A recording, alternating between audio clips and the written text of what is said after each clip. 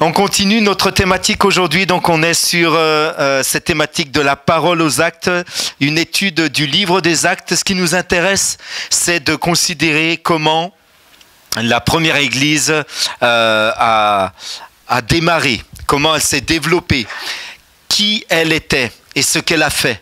Il y a une identité forte que l'on trouve et qui est gravée dans le livre des actes et qui sert toutes les générations. Ça fait 20 siècles que l'Église lit le livre des actes et qu'on s'inspire. Et si le Seigneur tarde, dans 20 siècles, on continuera de lire ce livre pour s'inspirer, pour inspirer l'Église du 41e siècle, comment elle doit être. Il y en a qui se disent, c'est pas trop notre affaire, hein. Que le Seigneur les bénisse. Hein. En tout cas, pour nous, aujourd'hui, ça nous intéresse de plonger encore nos regards dans ce livre. Et évidemment que le contexte a changé. Évidemment que la culture a changé. Les moyens de diffusion de l'évangile ont changé considérablement. On ne se promène plus à dos de chameau pour aller d'une ville à l'autre. Et puis on n'a pas besoin de se tenir dans un endroit où on sait qu'il va y avoir de la résonance pour qu'une foule nous entende. On a des micros, on a des amplificateurs, on a Internet et on a la voiture électrique. Waouh! Formidable. Bientôt au 41e siècle, ce sera la voiture volante et les espaces aériens, mais ça ne nous regarde pas non plus. Ce qui nous intéresse aujourd'hui, c'est de savoir ce qu'était l'Église et comment elle s'est organisée. Et l'Église n'était pas un programme. L'Église, c'était des relations. La première Église était relationnelle. Et l'image que le Seigneur utilise le plus souvent pour parler de l'Église, c'est du corps. Il y a la famille, il y a le couple et il y a le corps. Et le corps est uni. Les membres, qui sont des membres différents, des fonctions différentes, ont besoin de l'ensemble du corps. Ils forment un tout. Et le petit doigt, si on le coupe, il ne vit pas par lui-même. Hein, je ne vous invite pas à faire l'expérience, évidemment, mais si ceux qui perdent un membre, c'est rare que le membre vit par lui-même et continue de se développer. Si on est coupé du corps, on n'a pas la vie, mais en étant attaché au corps, nous avons la vie. Et c'est ce que le Seigneur utilise comme image.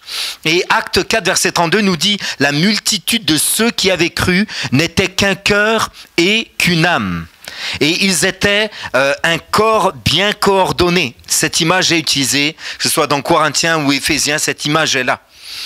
Et comme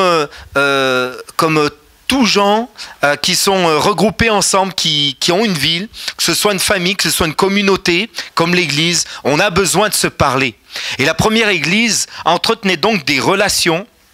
Et l'une des caractéristiques de l'Église, c'était qu'ils s'encourageaient les uns les autres. C'était vraiment un marqueur très fort.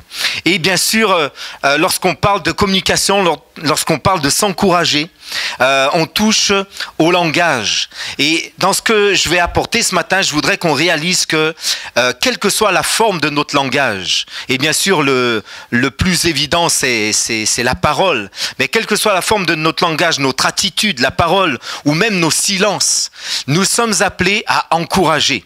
Il y a des silences qui peuvent encourager. Il y a des moments où on n'a pas besoin de parler, où il vaut mieux se taire que de parler et de lâcher une parole qui est difficile de rattraper. Il y a parfois des moments où il faut parler, où il faut avoir une parole d'encouragement qui vient d'une oreille attentive. On a écouté, on est compatissant et on donne une parole d'encouragement. Ça, c'est caractéristique de la première Église. Et ça me fait penser évidemment à ce proverbe tellement important, tellement fondamental. Proverbe 18, 21 nous dit ceci: « La mort et la vie sont au pouvoir de la langue. Quiconque l'aime en mangera les fruits. » Alors je vous donne la version en français courant. Les paroles peuvent être source de vie ou de mort. Qui aime parler doit en accepter les conséquences. Qui aime parler doit en accepter les conséquences. S'il y en a parmi nous qui aiment parler, et là on ne sait plus si on doit aimer parler ou pas, hein. Mais c'est sûr que lorsqu'on parle beaucoup, on ne manque pas de péché. Et c'est pourquoi il est bon parfois de tourner sa langue cette fois dans sa bouche avant de parler, d'être sage, de réfléchir, d'être mesuré. Mais en tout cas, quand il faut donner une parole, que ce soit pour nous une parole, comme dit l'apôtre Paul, assaisonnée de grâce, et une parole qui encourage, qu'on ne juge pas, qu'on ne condamne pas, qu'on ne blesse pas avec notre langue, mais qu'on puisse avec nos paroles encourager, faire grâce, bénir, soutenir. Amen. Que nos paroles donnent la vie. Alors, il y a un homme dans le livre des Actes dont on nous rapporte peu ses paroles, mais on nous rapporte beaucoup son attitude. C'est fait et on va le découvrir ensemble. C'est Barnabas. Barnabas était un des fondateurs de l'Église. C'était pas un apôtre, mais il était tellement influent dans la première Église. C'était un homme de cœur et un homme d'action.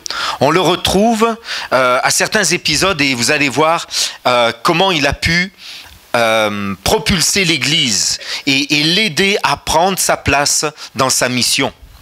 C'était un lévite, un homme de la loi, donc qui observait la loi, qui servait, et il était originaire de Chypre. Donc il avait une double culture. Il était à la fois juif et issu d'une culture païenne, non juive. Et à la base, il s'appelait Joseph.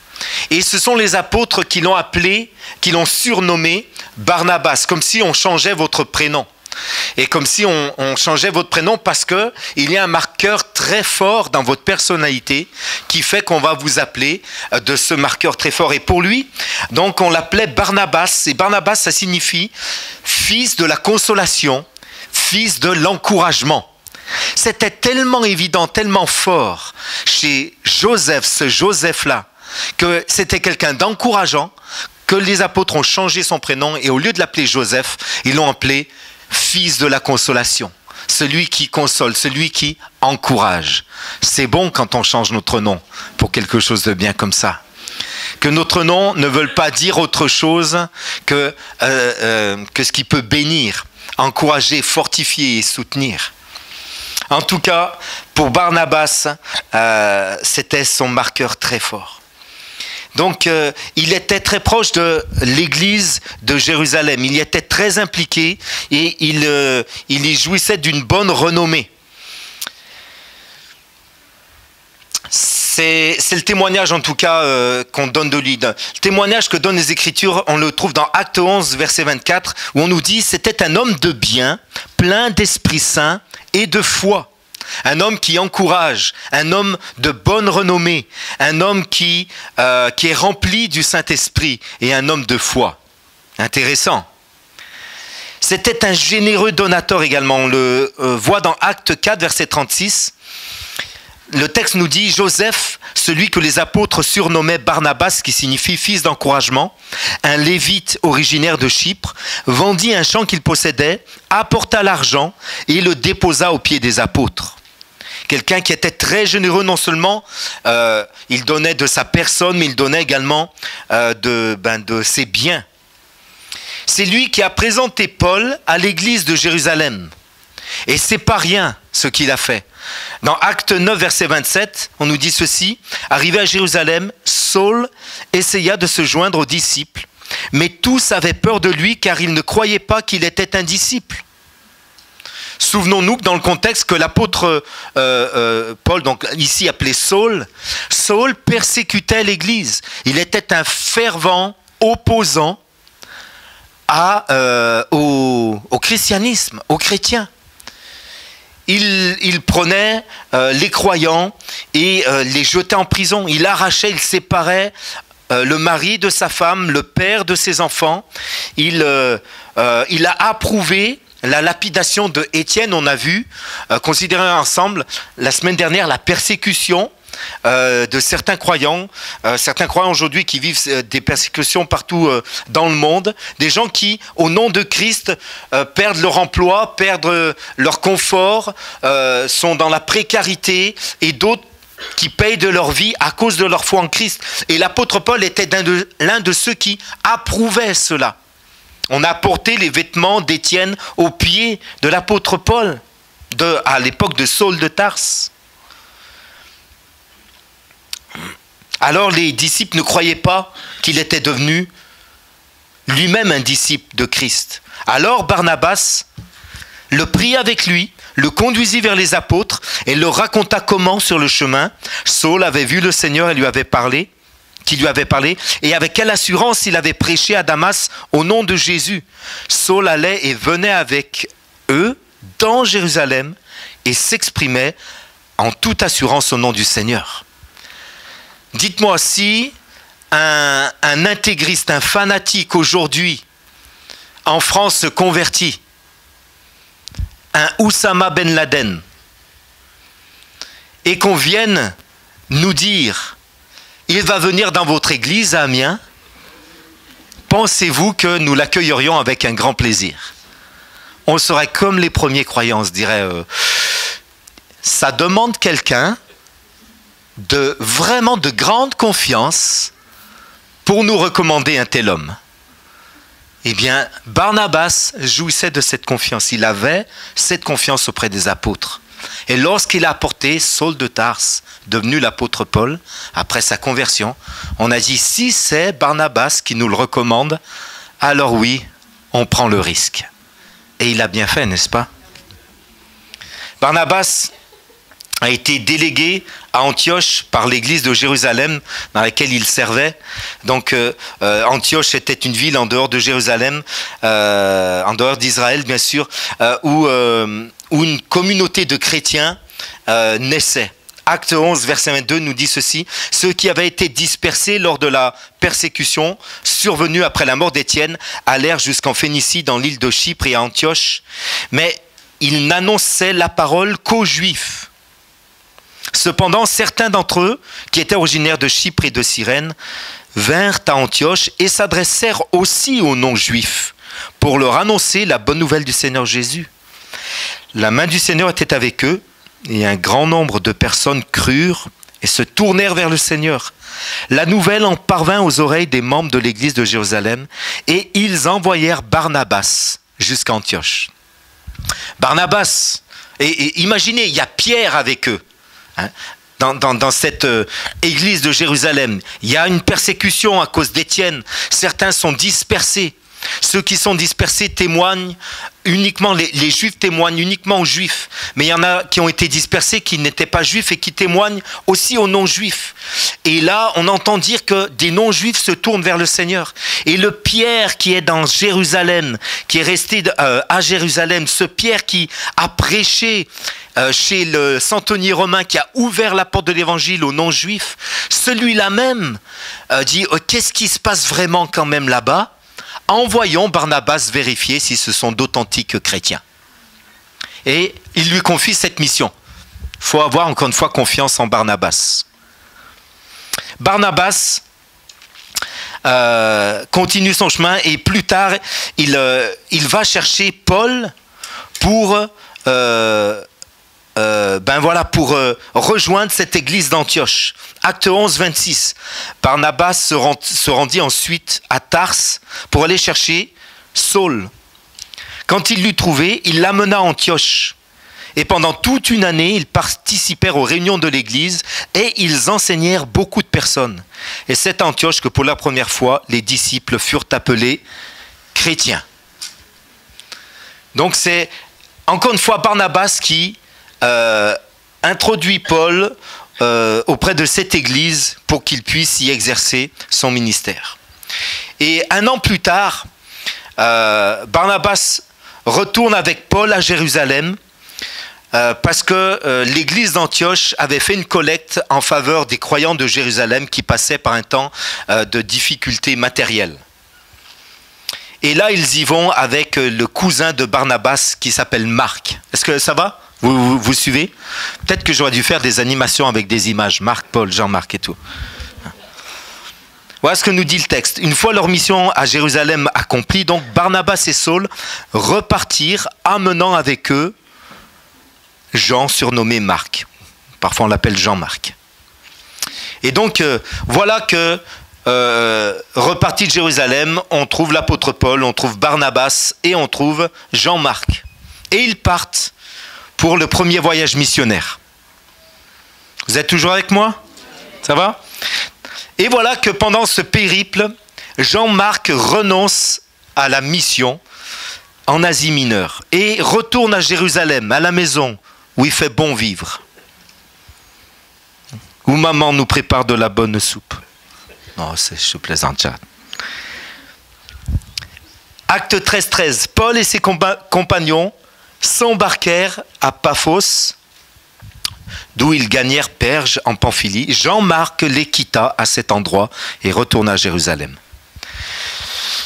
Barnabas continue son chemin avec l'apôtre Paul, où ils vont ensuite plus tard à la conférence de Jérusalem. On voit encore une fois que Barnabas est quelqu'un de renommé parmi ses premiers croyants. Son influence est grande puisque il va plaider la cause des chrétiens issus du paganisme, donc des chrétiens non juifs de cette culture qui ne connaît pas le judaïsme, pour nous éviter à nous aujourd'hui de subir encore certaines lois issues du judaïsme comme la circoncision. Donc merci, tous les hommes disent merci à Paul et à Barnabas ici dans ce lieu, de ce qu'on ne soit pas obligé de se circoncire, même une fois chrétien. Ça fait sourire les dames, mais pas les messieurs, je ne sais pas. Je ferme la parenthèse. De retour à Antioche, et je termine l'influence de Barnabas. Barnabas donc sort de ce concile de Jérusalem où des choses importantes ont été décidées, des choses qui ont posé la liberté de l'évangile jusqu'à nous aujourd'hui.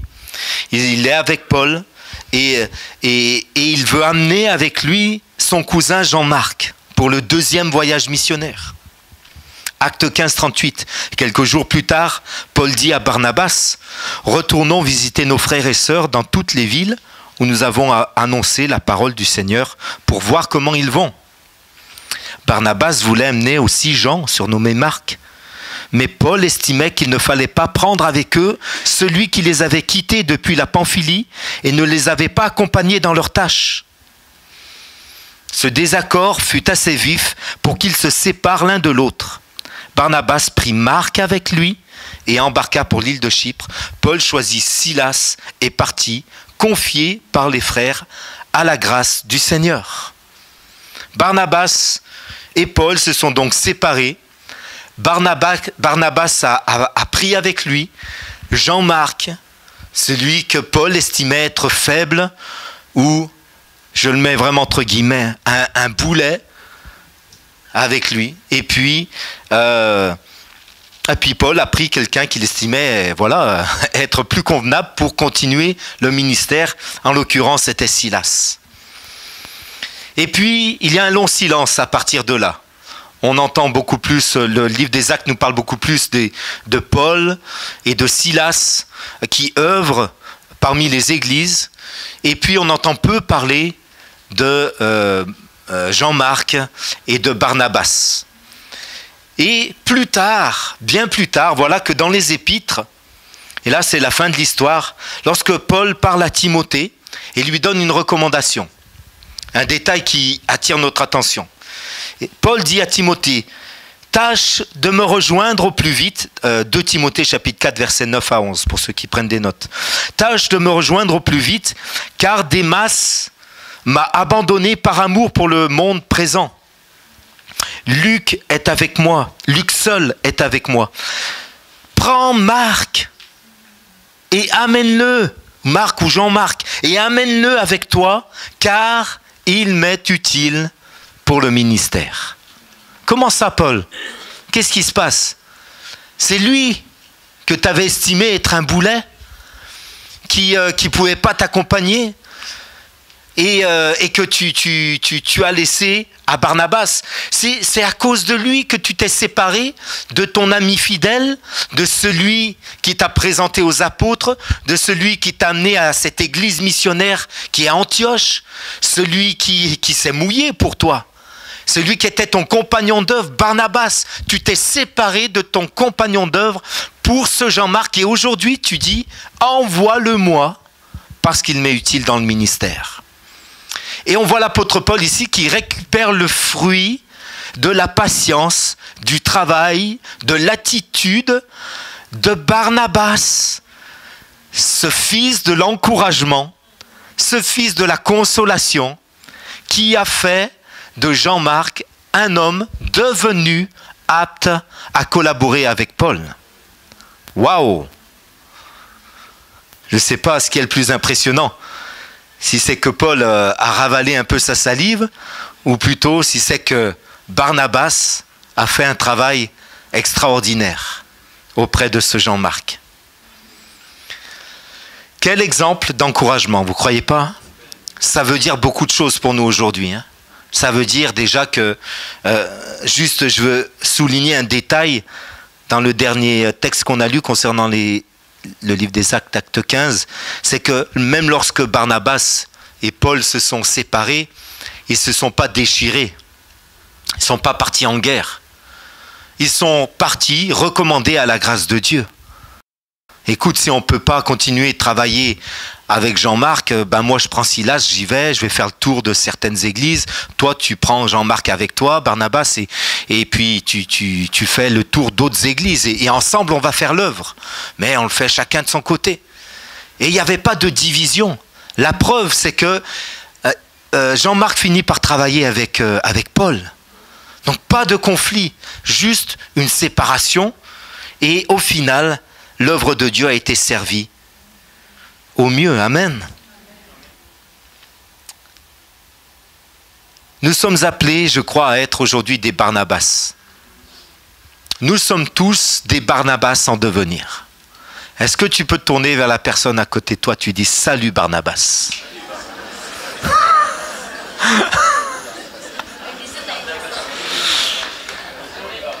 Alors, il faut entendre Barnabas pour le féminin, ok? Vous rajoutez un E à la fin.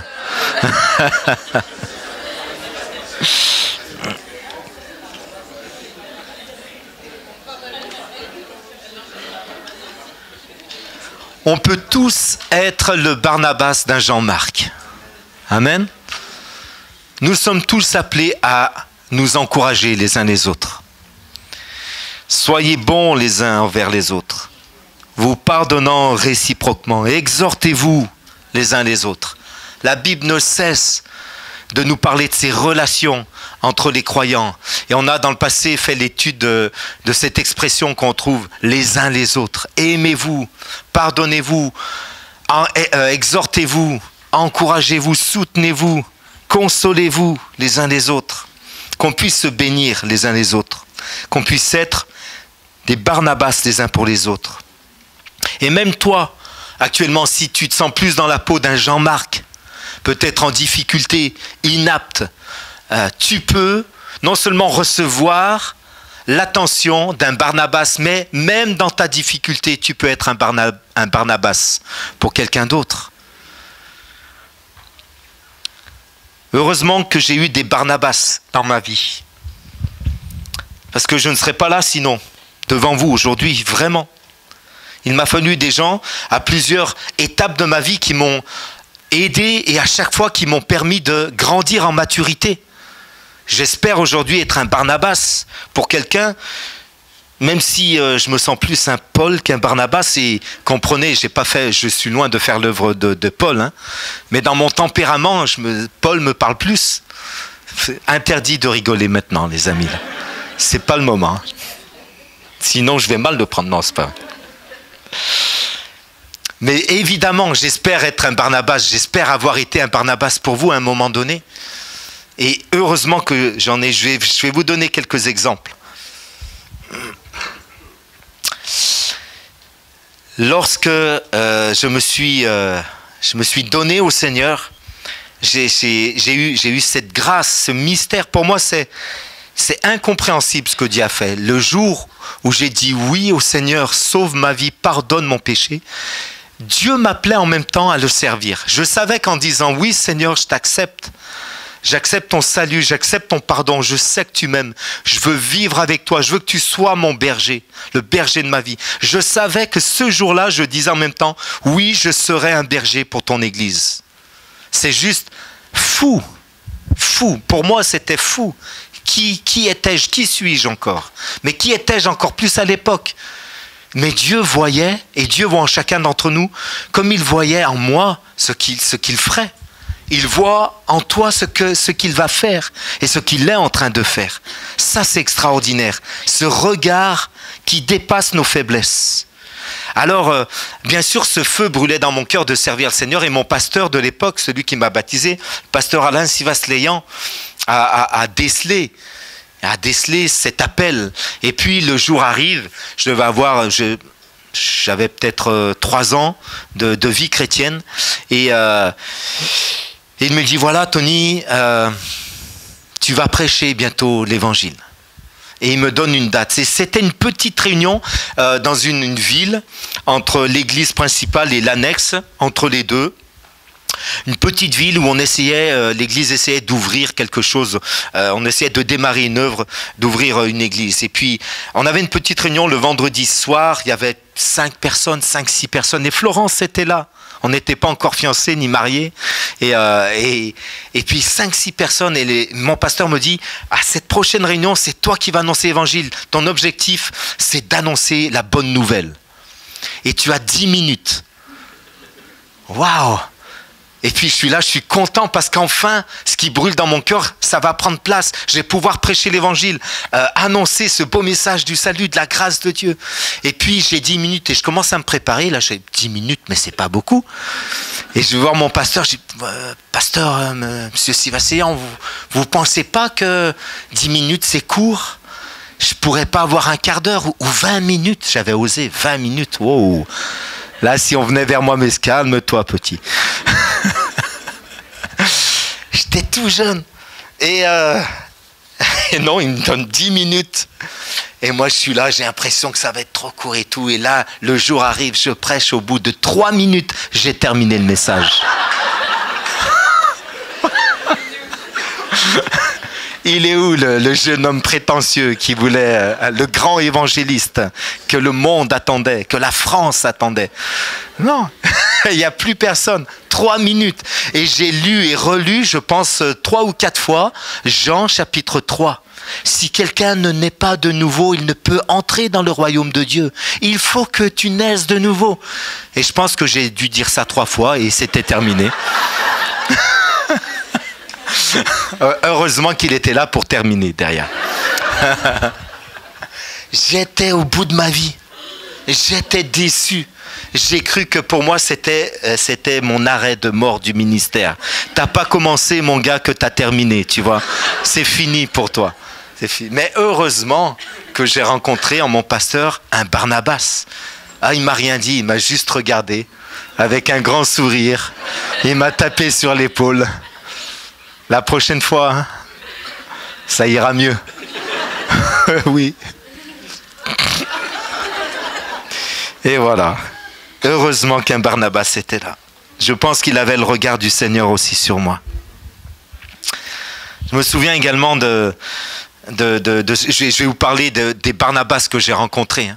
Encore une fois, mon premier pasteur, Alain Sivasleyan. J'étais jeune chrétien, je commençais à prêcher, je commençais à servir, on conduisait les chants, et puis et c'est le mariage de mes meilleurs amis, ceux qui étaient mes témoins de mariage. Ça y est, ils se marient aussi. On était toute une bande d'enfants de chrétiens éloignés du Seigneur, et puis petit à petit, on est tous arrivés les uns après les autres au Seigneur. Et puis Christelle et David sont des amis. Enfin, ils rejoignaient le Seigneur, ils étaient baptisés tous les deux et enfin ils se mariaient. Waouh, quelle fête! J'étais tellement heureux et puis on avait tellement l'habitude de faire la fête avant ensemble et puis pendant un temps forcément fini la fête selon le monde, hein, les joints, l'alcool et tout ce que vous voulez, tout ça c'était terminé. Mais c'était une nouvelle fête, ils se marient, ils sont chrétiens tous les deux, waouh!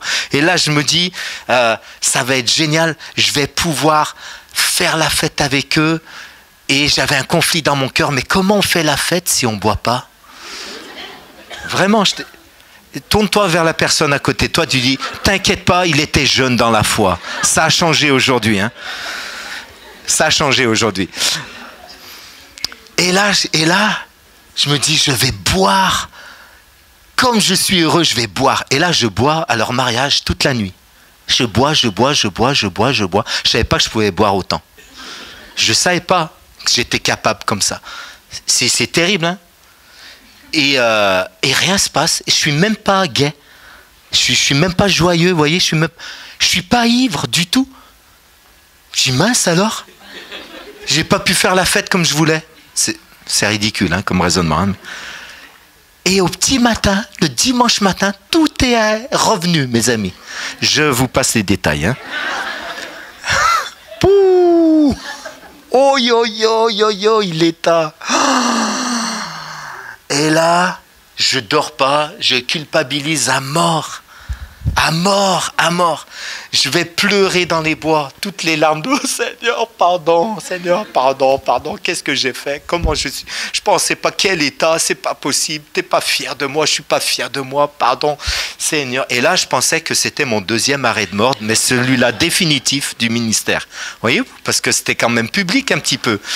Et le dimanche après-midi, je vais à la réunion d'évangélisation. J'arrive bien sûr en retard. Je suis au fond. Je plie sous ma chaise. Je me cache derrière le dossier de la chaise qui était devant moi. Personne ne me voit. Mais si mon pasteur, pendant qu'il prêche, il me voit. Et j'avais l'impression qu'il me fixait tout le temps et qu'il rigolait tout le temps, vous voyez. Il souriait. Je dis, ah non, il m'a capté, je suis mort, c'est fini, c'est terminé. Comment je vais faire, Seigneur, tu peux pas me pardonner. Et là, la réunion se termine et mon pasteur termine en disant, Tony, est-ce que tu veux prier le Seigneur pour conclure cette réunion?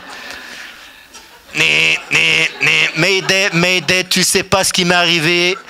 Alain, au secours, c'est pas moi, je suis pas la bonne personne. Disqualifié, c'est pas bon. Tony, s'il te plaît, est-ce que tu veux prier pour conclure la réunion? Je peux pas refuser. Et donc je prie, mais en priant, je prie pas pour conclure la réunion, je confesse mon péché, je pleure devant tout le monde et tout. Et encore une fois, Alain, dans sa bienveillance, pasteur Sivasleyan m'encourage à la fin, une petite tape sur l'épaule, et puis il m'a pris, j'étais par terre, il m'a relevé. Il a été le fils de la consolation pour moi. Il m'a aidé. Des années plus tard, je vous donne encore 2 exemples très rapides. Je suis dans mon lit d'hôpital après une crise de colique néphrétique et je subis une opération. Le lendemain de l'opération, vous savez, on est en tenue d'hôpital, là. On n'a pas envie que des gens viennent nous visiter dans cet état. Il faut juste se relever un petit peu, encore sous l'effet de l'anesthésie, le choc opératoire et tout. Et voilà qu'une chrétienne de Belfort, dont je tairai le nom, on en reparlera tout vient me voir. Oh non! Oh, et là, elle me parle. Et moi, je suis encore dans les vapeurs, vous savez, de, comment on appelle ça, la morphine et tout, là. J'avais liquidé ma dose de morphine toute la nuit à cause de la douleur. J'appuyais là sur... Et elle me parle, j'en peux plus, je suis au bout de ma vie. Et elle me raconte tous ses problèmes et tous ses malheurs et toutes ses difficultés. Et voilà que Jean-Luc a déjà reconnu de qui je parle. Et j'en peux plus. J'en peux plus. Je dis, Seigneur, non. Et là, elle part, quelle délivrance. Pardon, excusez-moi. C'est difficile. Hein. Non, mais je suis malade, je suis opéré, je suis au bout de ma vie, là. C'est, aïe, aïe, aïe. Je me dis, oh Seigneur, et là, je culpabilise, c'est pas possible. Pourquoi, Seigneur? Pardon, j'ai eu des mauvais sentiments. Seigneur, pardonne-moi. Pas... Et là, je reçois, quelques heures après, le coup de fil d'un d'un ami qui est mon beau-frère, qui s'appelle Patrice Martorano, vous le connaissez, peut-être c'est pasteur de l'église Momentum, et juste il prend de mes nouvelles. Ça dure juste 3 minutes. Hey Tony, alors c'était aujourd'hui, wow, j'ai failli oublier, mais je me suis souvenu, tu as été opéré hier après-midi, aujourd'hui comment tu vas, comment ça se passe et tout. Oh Patrice, ça va, qu'est-ce que ça me fait du bien ton appel et tout, mais assez. Et là je raccroche, je me dis waouh, quelle différence entre quelqu'un de compatissant, de juste attentif, qui te salue, c'est tout. Un petit coucou, un petit bonjour, je pense à toi, je prie pour toi, tiens bon, courage, ça va aller, le meilleur est devant, c'est son livre, ainsi de suite. Hein. Et waouh, quelle bénédiction quand même. Hein. Un Barnabas. Et je veux terminer avec Jean-Luc. Si tu veux venir, s'il te plaît, Jean-Luc. Jean-Luc est un ancien de l'église de Belfort. Jean-Luc, c'est un ami. Vous voyez, j'ai pas que des jeunes comme amis. Merci. Mais je suis jeune là-dedans. Jean-Luc a été un Barnabas extraordinaire. Vraiment. On était arrivés et depuis 2 ans et demi, on était sur Belfort avec Florence, en charge de l'église. L'église était passée par une sévère division, un grand découragement. Elle se relevait tout doucement. J'essayais de donner le maximum, mais honnêtement, j'avais fait la démarche pour partir de Belfort. Je veux plus, j'y arrive pas. Au secours, c'est un piège. Je suis puni. Qu'est-ce que je fais là? Seigneur, c'est pas possible. C'est pas ça mon appel. C'est moi, je veux prêcher aux foules. Je veux que ça marche. Je veux pas transpirer. Je veux pas de désert dans ma vie. J'en ai parlé à la convention pastorale de l'Est. J'ai dit, j'y arrive pas. Faut que je parte. Je vais mourir là-bas. Vous allez plus entendre parler de moi. Ils m'ont dit non, tu dois rester. Et j'ai dit non, je resterai pas. J'ai fait des démarches pour aller ailleurs. Les portes se fermaient. Et Jean-Luc, avec son épouse, Michel, ont vécu de nombreuses années à Belfort. Ils y vivent toujours. Et ils y avaient servi longtemps. Et pendant cet épisode de difficulté que je vous ai expliqué, ils avaient été mutés en Bretagne. Ouais. Et voilà que je suis au bout de ma vie et le Seigneur les renvoie à Belfort. Et voilà que le sourire ravageur de Jean-Luc. et là, je me dis, waouh, un responsable dans l'église, j'ai tout de suite vu du soutien, de la compassion, de la fraîcheur, un renouvellement, de la compréhension, un appui. Et c'est ce qu'il a été. Et l'église s'est relevée par la grâce du Seigneur, mais aussi avec la venue de Jean-Luc et de Michel, qui ont été un baume de consolation, non seulement pour l'église, mais pour nous aussi, pour Florence et moi, surtout pour moi. Et grâce à toi, voilà, j'ai pu continuer. J'aurais pas lâché, mais tu as mis fin à une période de souffrance. Et grâce à ton soutien, à ton écoute, à ton attention, à ton amour. Et je voulais vraiment te remercier devant l'église d'Amiens d'avoir été un Barnabas, comme tu l'as été pour moi. Vraiment, merci beaucoup. Voilà.